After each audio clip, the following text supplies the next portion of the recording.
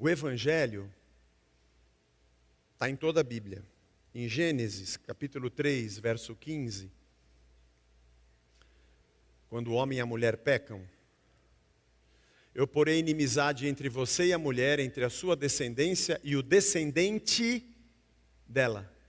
Este lhe ferirá a cabeça e você lhe ferirá o calcanhar. Deus dizendo para a serpente. Quem é o descendente da mulher? Abraão? Foi Abraão que pisou a cabeça da serpente? Foi Isaac? Foi Jacó? Foi José? Foi Moisés? Foi Sansão? Foi Samuel? Foi Jefté? Foi Débora? Baraque? Foi Saul? Foi Davi? Foi Salomão? Foi Roboão, Jeroboão, Josias? Olhar para o Antigo Testamento é perceber que o Evangelho já aparece em Gênesis 3,15. Nós chamamos de proto-evangelho. A primeira vez que o anúncio da boa nova é dado, está em Gênesis. Porque o homem peca e se desliga de Deus. E Deus diz que o descendente da mulher vai pisar a cabeça da serpente, vai trazer o homem de volta para Deus. É o primeiro anúncio de um evangelho, está em Gênesis já. Evangelho é o anúncio de que Deus perdoa o seu povo e que traz de volta o homem para si. Em toda a Escritura nós vamos perceber no meio da história movimentos simbólicos que estão apontando para o que Cristo fez na cruz. Nós vamos ver ao longo de toda a Escritura. Por isso Jesus, não fui eu que disse, não me culpem, foi Jesus que disse para nós, discípulos, ide por todo o mundo e preguem a vitória de Josué, preguem a travessia do Mar Vermelho. Não, ele disse, ide por todo o mundo e preguem o Evangelho. O Novo Testamento, o Evangelho está na Bíblia toda, só tem Evangelho.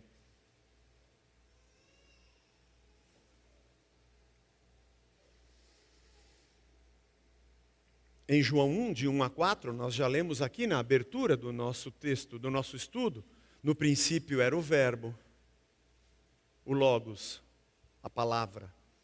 E a palavra estava com Deus e era Deus. Ele estava no princípio com Deus.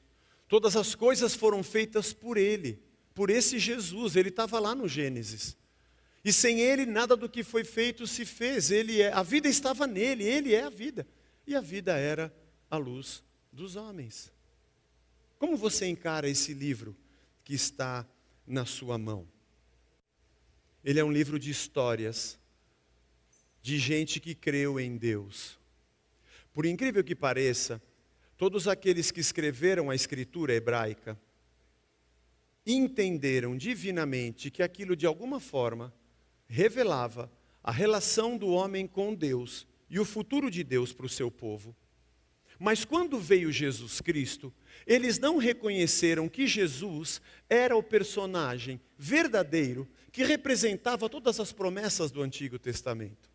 Tanto é que João diz para nós no capítulo 1, já estudamos, ele veio para os que eram seus, mas os que eram seus não o receberam. Mas todos quantos nós que o receberam, deu-lhes o poder de serem feitos filhos de Deus.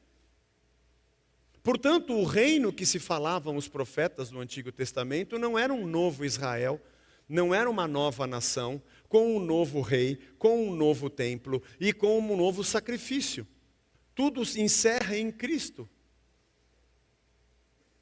E aquele povo judeu, se você já leu o livro de Romanos, também precisava crer em Jesus. E reconhecer que o Filho de Deus era o Messias prometido.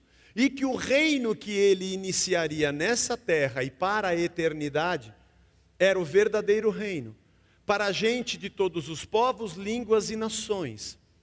E que a salvação de Deus não era étnica, não era nacionalista, não estava circunscrita a um território mais, mas agora abrangeria toda a terra. Quando Jesus morre na cruz, o texto, nós já passamos por esse texto quando fizemos o Caro Amigo 1. Um fenômeno acontece, o véu do templo se rasga de alto a baixo, porque dentro do Santo dos Santos, que era o lugar separado por aquele véu espesso e grosso, ficava a arca da aliança, o lugar santíssimo, onde Deus ficava. E quando rasga aquele véu, muita gente acha que é o simbolismo de que o povo pode entrar no Santo dos Santos, porque só o sumo sacerdote podia entrar. Não, é o contrário.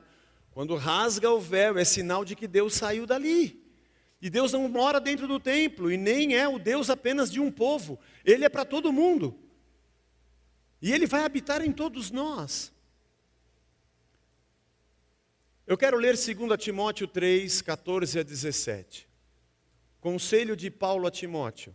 Quanto a você, Timóteo, permaneça naquilo que aprendeu e em que acredita firmemente, sabendo de quem você o aprendeu, e que desde a infância você conhece as sagradas letras que podem torná-lo sábio para a salvação pela fé em Jesus Cristo. Eu vou ler só até aqui. Vou continuar. Toda a Escritura é inspirada por Deus e útil para o ensino, para a repreensão, correção e educação na justiça. Olha o que Paulo disse para Timóteo, que a Escritura, lembra, eles não tinham o Novo Testamento ainda, a Escritura é o nosso Antigo Testamento, a Escritura hebraica. E ele diz, Timóteo, essa Escritura pode te instruir para a fé em Jesus Cristo. O apóstolo Paulo está dizendo para ele que essa Escritura do Antigo Testamento aponta para Jesus Cristo. Então eu não estou falando besteira. Eu quero ler com você um outro texto. 1 Pedro, capítulo 1, verso 10. Eu estou lendo os apóstolos que andaram com Jesus. Falando da salvação. Foi a respeito desta salvação, ele está falando de Cristo, que os profetas indagaram e investigaram. Pera.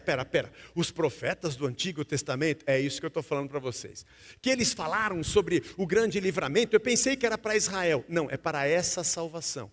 É dessa salvação que eles falavam, indagaram e investigaram.